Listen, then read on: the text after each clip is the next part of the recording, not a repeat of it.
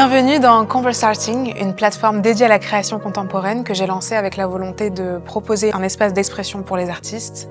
J'interviewe des artistes plasticiens, peintres, des designers, des auteurs, des performeurs, des réalisateurs, des photographes.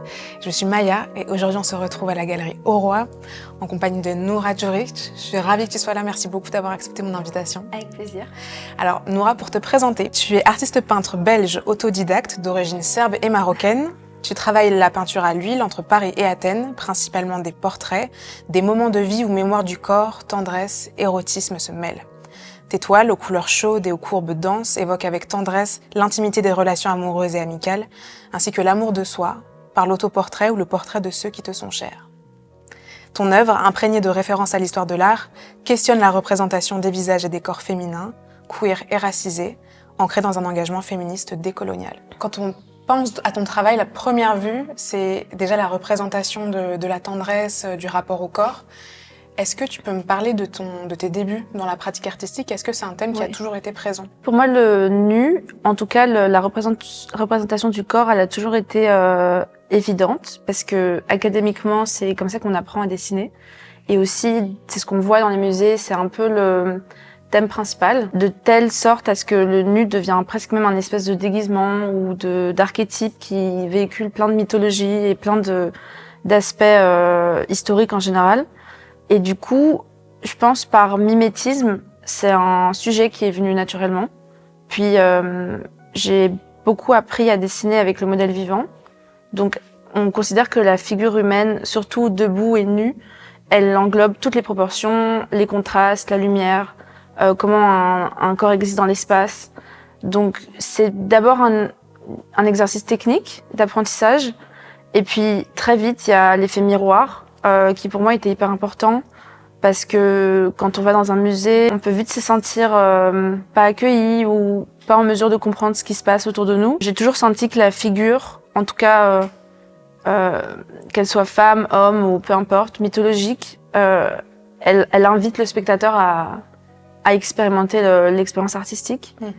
Et du coup, je pense par mimétisme, c'est venu directement. Rapidement, je me suis rendu compte que j'avais un travail très émotionnel et très humain. Et naturellement, les sujets qui aillent de la psychologie à tout ce que j'essaie d'exprimer sur les injustices ou autres, je trouvais que la figure, c'était le véhicule parfait.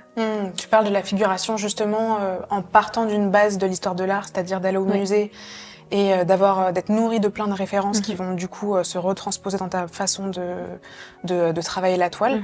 Comment est-ce que tu arrives à mobiliser des références pour ensuite les réinterpréter avec ta propre histoire?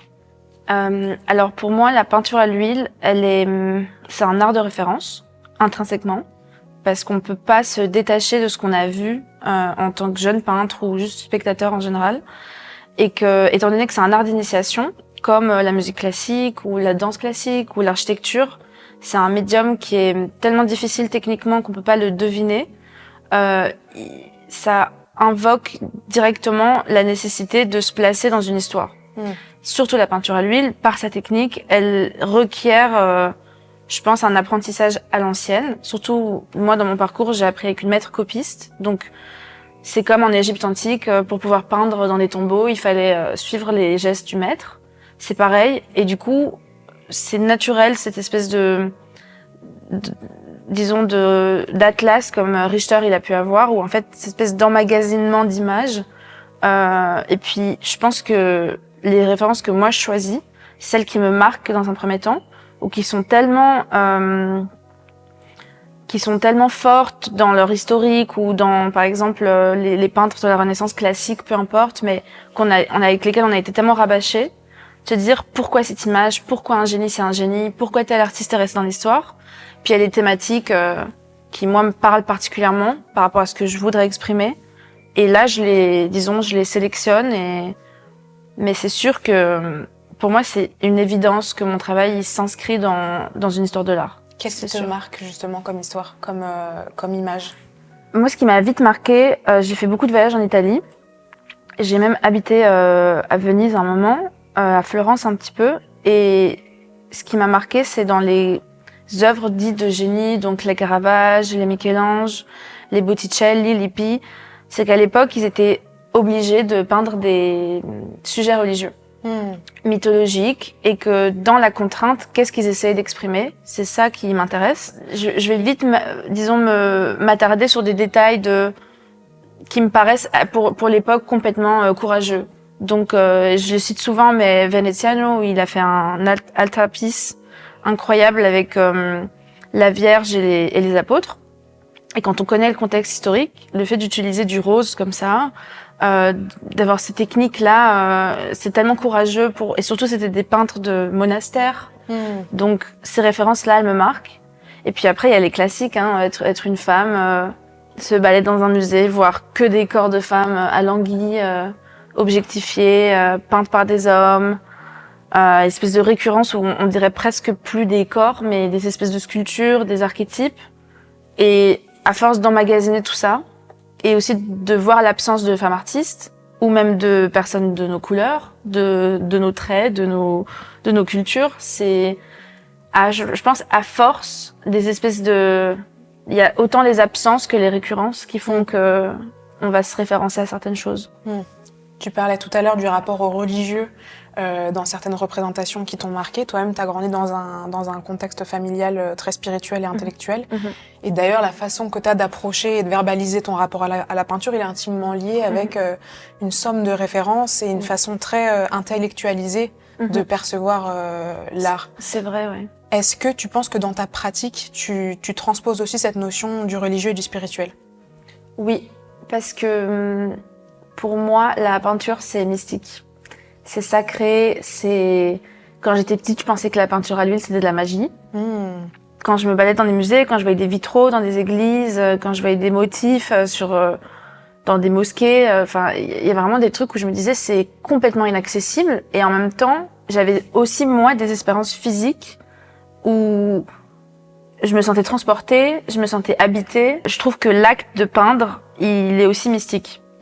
Dans le sens où c'est une forme de méditation, qu'on soit spirituel ou non, qu'on soit connecté ou pas. En fait, le geste même, il arrête le temps, il y a une espèce de concentration telle qui fait qu'on se sent un peu flotté. Et puis nous, en tant que petits êtres humains du XXIe siècle, surtout dans une société capitaliste bruyante, rapide, phagocytante, je trouve que c'est un peu une réponse aussi spirituelle de se dire moi je vais dessiner, je vais peindre dans une pièce en silence. Aussi j'en ai pas mal parlé avec des personnes de mon côté de la famille parce que on a aussi mon père il était soufi et quand on discute, quand eux m'expliquent leurs expériences spirituelles, moi j'ai l'impression de les avoir avec l'art. Après il y a des débats évidemment sur dans quelle mesure l'art est un canal mystique aussi, mais pour moi, qu'il soit cinématographique, pictural, de danse, de théâtre, il y a quelque chose de sacré et de quelque chose d'impalpable. Ça a à voir avec l'idée de se recueillir, d'avoir un regard sur soi et surtout de répéter sans cesse le geste. T'es passé de tes références à ta pratique. Du fait que tu as grandi, en tout cas tu étais familière avec l'environnement muséal et c'est ce qui t'a donné envie de pratiquer. Comment est-ce qu'on passe justement de je suis intéressée par l'aspect littéraire et intellectuel de l'art à je m'y mets? Alors moi c'est particulier parce que j'ai pas du tout grandi dans une famille d'artistes. J'ai découvert l'art via les livres de plein de domaines différents, que ce soit littéraire, spirituel. Donc il y a eu les images et les bios de peintres et je pense que c'est venu très naturellement. J'ai toujours été l'enfant qui dessinait en classe. Puis doucement, j'ai envie d'apprendre plus, j'ai envie de dessiner mieux. Et du coup, je me suis inscrite à des cours de modèles vivants. Après, j'ai commencé à peindre dans ma chambre. Puis je me suis rendu compte que le décalage entre ce que je voyais et ce que je faisais était abyssal. Et là, naturellement, c'est chercher des gens qui font ça, se rapprocher d'artistes. J'ai trouvé une maître copiste parce que je ne trouvais pas de prof qui savait peindre à l'huile et surtout qui pouvait l'enseigner parce que ça reste quand même très technique. Parce que dès le départ, tu savais que toi, c'était la peinture à l'huile. Oui, et c'est marrant, on me pose souvent la question. Les gens sont pas nécessairement au courant de la différence avec la peinture acrylique ou les autres types de médiums. Moi, la peinture à l'huile, je l'élève, disons que c'est un médium très noble pour moi. Aussi parce que c'est organique, donc c'est des pigments qui proviennent de la nature quand ils sont pas transformés. C'est des huiles.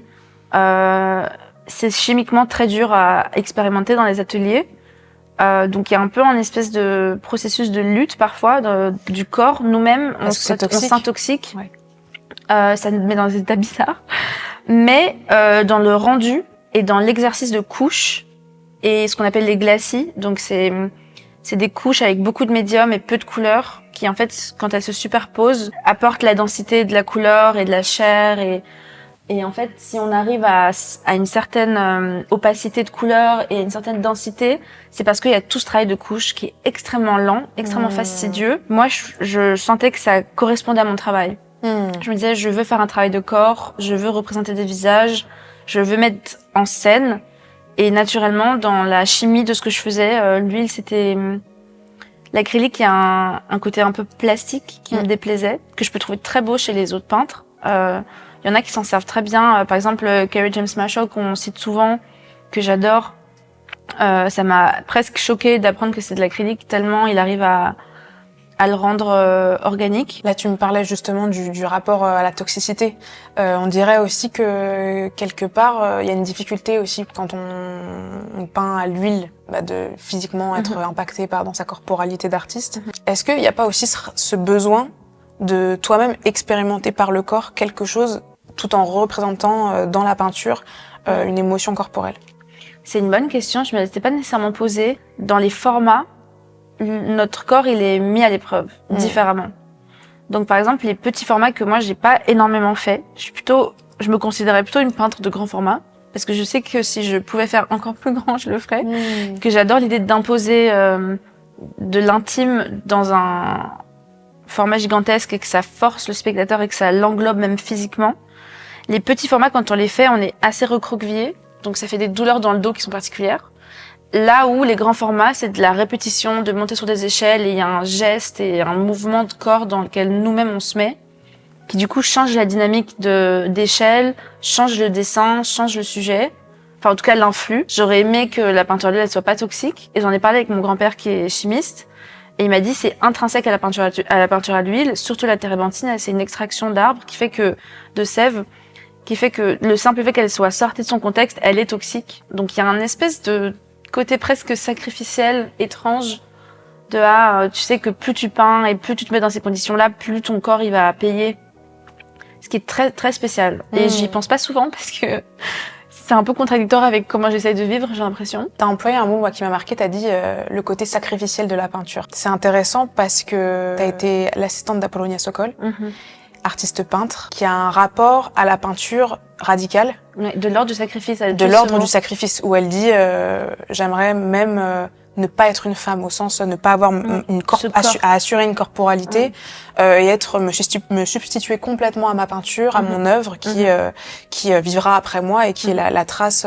Apollonia et moi, on a ça en commun. Ouais. On a des vies qui étaient pas, qui sont très similaires dans notre enfance et la manière dont on est arrivé dans la peinture et arrivé dans le monde de l'art. C'est vrai qu'on est des femmes déjà et qu'on n'a pas les mêmes privilèges que les hommes dans le milieu de l'art, même dans la pratique. Je me suis beaucoup identifiée sur ce côté-là, surtout dans la mesure où on manque, je pense, d'identification, où les femmes, elles étaient interdites aux beaux-arts jusqu'il y a pas très longtemps, au 19e siècle. La seule chance pour une femme d'être peintre à l'époque, c'était d'être fille de peintre, donc fille de bourgeois. Et encore aujourd'hui, on le sait, c'est un métier de bourgeois. Donc quand on vient pas de cette classe sociale-là, qu'on est une femme, qu'en plus on vit d'autres formes de discrimination, il y a quelque chose de l'ordre d'arracher. Moi j'ai toujours eu l'impression de devoir arracher des choses qui étaient acquises pour les autres. Et c'est marrant parce que j'utilise le terme sacrificiel. Je l'ai pas mal vécu. J'ai pas mal vécu les sacrifices que j'ai faits pour la peinture, mais j'ai dû en faire. Et j'ai dû en faire beaucoup. C'est sûr que c'est des enjeux qui sont tellement élevés par rapport à l'engagement que d'autres artistes pourraient avoir à leur pratique. Apollonia et moi, on partage ce truc où c'était un enjeu de vie ou de mort, de c'est ça ou rien, et se mettre dans des états ou dans des faire face à des difficultés de vie économique, de confort, d'intimité, d'instabilité qui sont pour la peinture. Pour moi, il y a quelque chose de très salvateur face à l'art. L'art qui sauve. Qui sauve, mais qui te demande de sacrifier. De te mettre à l'effort. Ouais, et je pense que la réalité économique dans laquelle on vit est un des plus grands facteurs de cet enjeu-là. Et encore aujourd'hui, j'écoutais un extrait de Virginia Woolf, qui est l'autrice d'Une chambre à soi, qui a été une des premières à justement parler de l'espace et de l'importance de l'espace quand on est une femme pour exister par soi-même, ne pas se sentir sous le joug de quelqu'un, mais aussi créer, surtout écrire pour elle qui était autrice. Mais elle parle aussi, on le mentionne rarement quand on parle d'une chambre à soi, de la dimension économique, du fait d'avoir réalisé d'être rentière. Et en fait, c'est vrai qu'encore aujourd'hui, la charge mentale et la charge physique, parce que souvent on fait des jobs à côté où on a des réalités de travail où c'est notre corps qui paye, c'est double prix, c'est double privilège. Et du coup, oui, c'est vrai qu'Apollonia, elle a été un grand modèle pour moi vis-à-vis de ça, parce que j'avais l'impression qu'on était parmi les rares où on venait comme ça de parcours de vie avec aucun privilège, vraiment, et tout à faire et tout à arracher, surtout dans un monde de l'art qui est élitiste et bourgeois. Depuis le XIXe siècle, c'est la réalité des choses. Et bourgeois, mais aussi à noter pour les femmes qui avaient le privilège de pouvoir exercer la peinture quand elles étaient filles d'eux, beaucoup d'œuvres d'art restent anonymes parce que c'était des femmes précisément. Je pense que c'est important de le mentionner. Je pense à un podcast à soi de Arte qui commence en disant la plupart des cas dans l'histoire, Anonyme était une femme. Parce qu'en plus de devoir arracher sa place, et ce qui est fou, c'est que pour la question des femmes, on parle vraiment de place physique. Hein. Que même la grossophobie, c'est un phénomène discriminatoire lié à l'espace physique que la femme prend. C'est quand même genre phénoménal de se dire qu'on en a à ce stade. Au-delà de devoir arracher sa place, se faire prendre au sérieux, lutter contre le fait qu'on est constamment hypersexualisé, qu'on en fait des objets et pas des sujets. Enfin, déjà, il y a toutes ces strates contre lesquelles lutter. Et en plus, si on arrive à se faire notre place et notre nom, de pas se faire effacer dans l'histoire par après, ce qui est arrivé à des centaines, voire plus de femmes artistes. On peut penser à Hilma af Klint, à Camille Claudel, qui pour moi est un des exemples qui m'a le plus marqué, très jeune, qui encore aujourd'hui a un musée à Nogent-sur-Seine, des pièces à elle signées Rodin dans le musée Rodin. C'est terrible. Du coup, il y a du travail, il y a vraiment beaucoup de travail, et c'est des phénomènes qu'on doit doucement déconstruire parce qu'ils sont aussi insidieux par moments. C'est des petites choses, c'est des crédits, c'est comment on va s'adresser à une femme artiste. C'est aussi un sujet qui, moi, m'est très cher parce que je trouve, et je pense que c'est le cas de beaucoup d'artistes racisés, qu'on nous attend beaucoup là aussi, en tant qu'artiste. Moi, je me suis sentie attendue de parler de certaines choses, que par exemple avec ce qui se passe, aussi la trend des female artists, women artists, il y a cette espèce de, du coup, si t'es une femme, il faut que tu parles que de ça. Et ce que je trouve intéressant, et pour moi, c'est le niveau d'après, c'est que certes, on lutte par exemple contre l'hypersexualisation. Moi, c'est vraiment quelque chose qui m'est très important, surtout parce que je travaille sur le corps, donc c'est la question du consentement, la question de quel regard tu poses, est-ce que tu sexualises, est-ce que la personne, elle, veut se sexualiser. Tout ça, c'est très fondamental pour moi.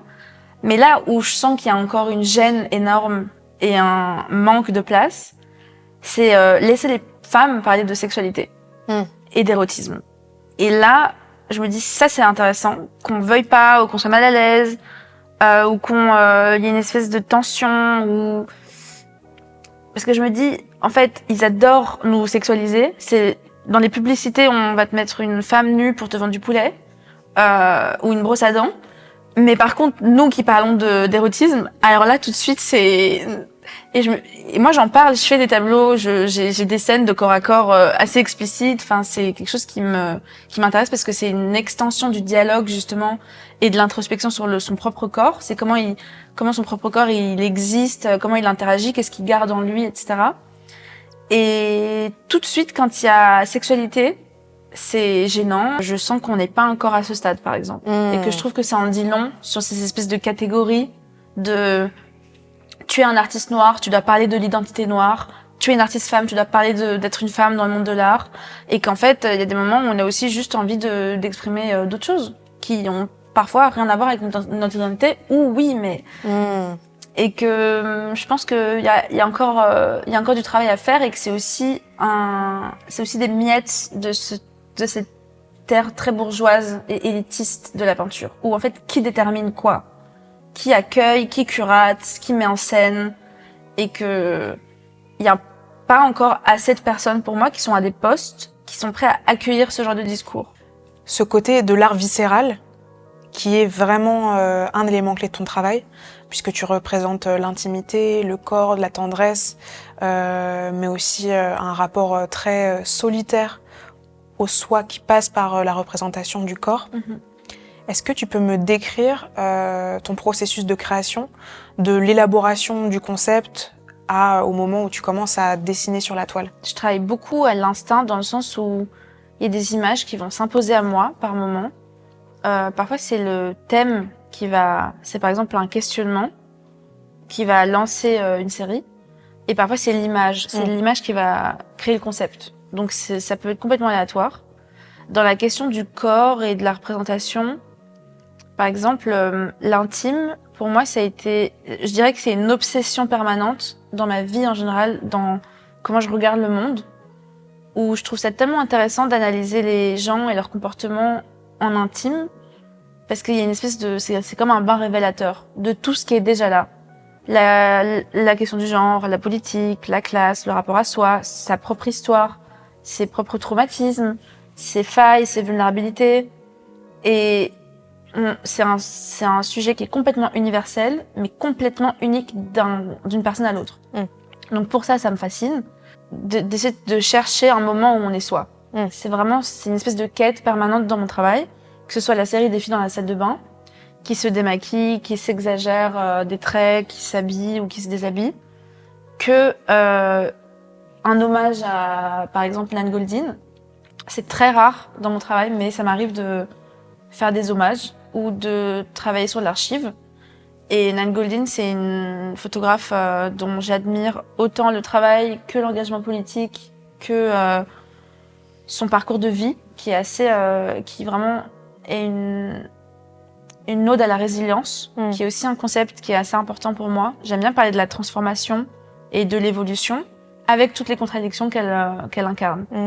Par exemple, je peux parler de ça, et puis rien à voir, Lumumba récemment, où je me suis posé des questions sur pourquoi j'étais belge, il y a 7 ans, où je me suis dit, mais en fait, à force de déménagement, je me suis dit, pourquoi je suis pas française comme mes cousins marocains, de mon côté marocain, pourquoi je suis belge? Et qu'est-ce que ce pays bâtard de 200 ans, riche sans aucune ressource naturelle, qui parle 3 langues, enfin c'est quand même très étrange. 3/4 de mes amis ils oublient même que je suis belge. Et en fait à force je me suis dit mon père il était réfugié politique, ma mère elle arrivait du Maroc dans les années 90 et en fait je me suis commencé à me pencher sur la question du Congo belge. C'est pour moi la grande zone d'ombre de notre pays et c'est très intéressant à la différence de la colonie française ou british où en fait nous on a colonisé que le Congo mais ça a été tellement barbare et d'une telle violence. En fait, là, c'est abyssal, c'est un besoin, c'est tellement violent comme sujet que le seul truc que je peux faire, c'est peindre. Parce que en parler, lire, même que ce soit sur des questions de violence faite aux femmes et tout, au bout d'un moment, j'ai un espèce de trop-plein où la seule chose qui m'apaise et qui fait sens, c'est de peindre. On est dans une société capitaliste, mine de rien, qui market sur absolument tout, que ce soit notre genre, notre identité, notre travail, notre vision, et qu'en fait on peut pas analyser les réponses symptomatiques de ces tendances-là, qui sont mercantilisées, sans se dire qu'est-ce qu'on y gagne, qu'est-ce qu'on y perd, et surtout, ma question préférée, à qui ça profite. Parce que c'est toujours cette question-là, et même en matière artistique, nous on est des artistes, on a des rôles de témoins, on a des rôles de messagers. En fait, pour moi, il y a quand même une dimension de rôle et de qu'est-ce qu'on essaie de transmettre et qu'est-ce que notre vision, elle incarne et dans quel contexte elle se place et quel est le but derrière tout ça. Et moi, évidemment, il y a toute une partie de ma pratique qui est très instinctive où je m'amuse. Mais concrètement, il y a vraiment une dimension de retourner des choses qui ont été instaurées contre lesquelles je suis contre. Politiquement, sociologiquement, à plein de niveaux. J'espère sonne à l'oreille des autres comme un discours de libération, de créer, d'arracher cet espace pour qu'on puisse être soi, sans être catégorisé, sans être ostracisé, sans être marginalisé. Et j'utilise vraiment ces mots parce que c'est comme les questions des luttes politiques. En fait, c'est la vie des gens. On parle de la vie des gens, on parle de souffrance, on parle de. Je me dis, c'est fou qu'on soit dans une société où on ne veuille pas laisser la place à ces personnes d'exister et que ça doit toujours être des cultures underground. Et encore plus loin, récemment, je me suis aussi fait la remarque, énorme manque de figures racisées. Mais je me suis dit, les femmes maghrébines, dis donc. Où sommes-nous? Où sont-elles? Où sont-elles? Parce que je me suis dit non quand même, parce que moi j'étais aussi vachement sur la figure noire, parce que il y a aussi l'héritage colonial que moi j'essaie de déconstruire aussi par mes recherches. Je me suis dit, même moi, qui suis quand même une femme maghrébine, je n'y ai pas pensé. Tellement elles sont pas là. C'est tellement, et j'y ai pensé aussi parce que je suis beaucoup le travail de Nesrine Slaoui, que j'adore, qui est tellement juste et tellement importante, surtout aujourd'hui avec la montée du fascisme.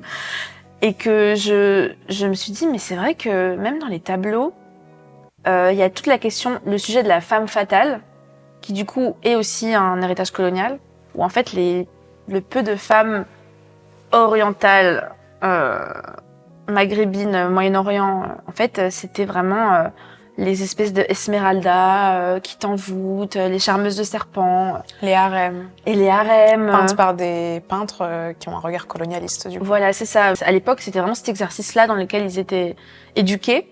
Mais il y en a certains qui sont sortis de ce regard-là. Par exemple, Delacroix. Il a été au Maroc et il a fait des dessins absolument sublimes qui, en fait, sont des dessins sociologiques. J'utilise le terme dans le sens où il a juste peint et dessiné ce qu'il voyait. Donc, tu sens le réalisme d'un homme en djellaba dans la rue et ces dessins sont incroyables. Là, je trouve que c'est un très bon exemple du gaze. Qu'est-ce que le gaze? Pourquoi ce tableau-là d'une femme voilée, il est gênant et pas celui-là? Parce qu'en fait, c'est vraiment le regard qu'on pose, c'est le regard. Pourquoi le tableau le portrait de Madeleine, qui a été peint par Elisabeth Vigée-Lebrun, qui est au Louvre, qui est un des premiers portraits de femmes noires dans l'histoire en France, pourquoi il est pas érotique? Alors qu'elle a un sein nu, hein. Elle est vraiment, elle est dénudée comme ça. En plus, le fait qu'elle soit à moitié dénudée, ça invite encore plus à cette espèce de mystère. La posture, la manière dont elle est installée, le cou haut, et en fait le regard, la peinture, c'est des caresses, c'est de la tendresse, et tu sens qu'elle l'enrobe d'une dignité tendre. Enfin, il y a un truc tellement juste. Je voulais revenir sur cet équilibre de comment porter un engagement au travers de son discours, de sa peinture. En même temps, vouloir s'insérer dans un milieu institutionnel, que tu critiques en plus, en disant, il y a des problématiques, moi j'ai besoin d'arracher tout ce que je peux arracher et de m'imposer, de faire des formats qui sont imposants précisément parce qu'il y a une place qui n'est pas accordée, donc il faut aller à l'encontre de ce statu quo. Mais comment tu trouves le juste équilibre entre porter un engagement qui est fort, tout en jouant une forme de jeu institutionnel en fait? C'est une très bonne question. Je sais même pas si je pourrais y répondre. Parce que pour moi, j'y suis pas encore, dans le sens où je crois que c'est des questions auxquelles je ferai face peut-être dans 10 ans, où je serai vraiment achetée, je serai vraiment exposée par ces gens-là, je serai vraiment à l'intérieur de cette structure. C'est-à-dire que là, t'es encore dans un moment de... Pour moi, il faut changer les choses en interne. Parce que j'ai eu un parcours où j'ai été très seule. J'ai pas fait d'école d'art. J'ai habité dans 4 pays différents, toute seule. J'étais dans des ateliers toute seule. C'est moi qui ai été chercher les gens qui m'ont appris. C'est moi qui ai dû pousser des portes. J'ai toujours été seule dans la peinture. C'est très solitaire. Mais je pense que l'éclosion, elle se fait en communauté. Et c'est aussi pour ça que je suis revenue m'installer à Paris, que j'ai besoin de me sentir avec d'autres peintres. Pour moi, c'est un art de collectif. Ça peut pas ça se fabrique seul, mais ça doit se montrer et éclore en collectif. Résonner. Et c'est aussi pour ça qu'on a besoin des institutions, et qu'on a besoin des galeries, qu'on a besoin des musées, qu'on a besoin de tout ça, parce que autrement, notre art, s'il reste dans notre atelier, il a aucune valeur. Il faut qu'il soit vu, il faut qu'il soit montré. Donc moi, j'ai aucun problème avec jouer le jeu et devenir artiste dans ce côté-là, dans ce côté plus théâtrale. J'ai aucun problème avec ça. Par contre, je reste quand même très ferme sur ce que j'ai envie de changer et sur ce que j'exprime, et que si on m'en empêchait, là, ce serait différent. J'aurais peut-être pas le même discours. Le très bon exemple que j'ai par rapport à ça, c'est Contemporaine. Contemporaine, c'est une association féministe à Paris qui lutte pour l'égalité des femmes et des personnes en minorité de genre dans le monde de l'art par des actions concrètes, qui communiquent sur des chiffres qui montrent en fait les réalités d'inégalité de genre. Et je trouve ça sublime aussi qu'elle pense pas qu'aux femmes cis, mais qu'elles incluent aussi les personnes non-binaires et les femmes trans, qui vivent un autre niveau encore de difficulté, je pense, dans le monde de l'art. Et c'est aussi pour ça que je voulais revenir à Paris, parce que je voulais me ressentir proche des communautés et de ces dialogues et de ces actions qui, en fait, en interne, vont changer les choses. Et je sens que ça bouge. Hein. Il y a des artistes à l'époque qui n'avaient pas les mêmes plateformes qu'on a aujourd'hui. Je pense que les gens commencent aussi à se rendre compte que ça y est, c'est un sujet dont on parle, que c'est plus juste une espèce de niche. T'es quand même assez optimiste par rapport à l'avenir. Moi, j'ai un tempérament très positif en général. Les gens me connaissent pour ça. Et je pense qu'il faut jamais lâcher les armes. On peut pas, en fait. On peut pas lâcher les armes. Il y a trop de trucs à faire dans ce monde. Je pense que... Et l'art, encore, c'est un moyen très, très doux, quoi. Tu parlais tout à l'heure de la responsabilité de l'artiste. J'ai l'impression que l'art est à la mode aussi. Tu vois, il y a un effet de starification des artistes sans précédent. Dans l'histoire de l'art, comme on l'étudie, on peut avoir l'impression de grands noms, mais généralement, ils ont aussi eu une renommée une fois qu'ils étaient décédés. C'est-à-dire de leur vivant, ils vivaient vraiment avec... Précaire, misérable. Exactement. Modigliani. Et ensuite, on leur fait vraiment un effet... bon, bah voilà, ils ont marqué l'histoire pour telle et telle raison, ils sont appris dans les livres, etc.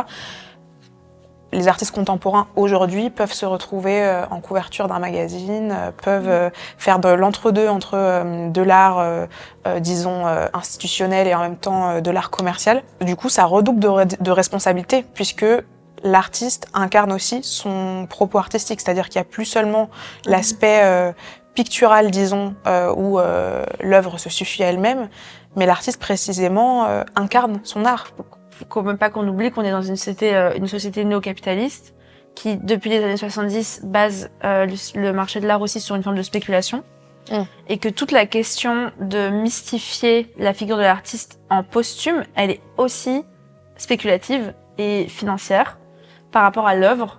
Et c'est assez intéressant de voir comment ça évolue avec des éléments, je pense, inattendus, comme les réseaux sociaux. Et le fait que maintenant les artistes peuvent mettre en scène, s'auto-promouvoir. Et par exemple, je trouve que pour la question des femmes, c'est assez intéressant, parce qu'on a beaucoup tendance à parler à notre place, ou parler de nous, sans nous demander, et encore plus pour les personnes racisées. La prochaine étape, et on est déjà en train d'accéder à ça quelque part, c'est laisser les gens parler par eux-mêmes en fait. Leur demander leur histoire à eux, pas toujours écrire sur eux, ou les peindre, mais leur laisser une plateforme, un moment, un discours, une lumière. Good mirrors are not cheap. It is a waste of time hating a mirror or its reflection. Instead of stopping the hand that makes glass with distortions slight enough to pass unnoticed. Until one day you peer into your face under a merciless white light, and the fault in the mirror slaps back, becoming what you think is the shape of your error. And if I'm beside that self, you destroy me. Or if you can see, the mirror is lying. You shatter the glass, choosing another blindness, and slashed helpless hands. Because at the same time, down the street, a glassmaker is grinning, turning out new mirrors that lie, selling us new clowns at cut rate.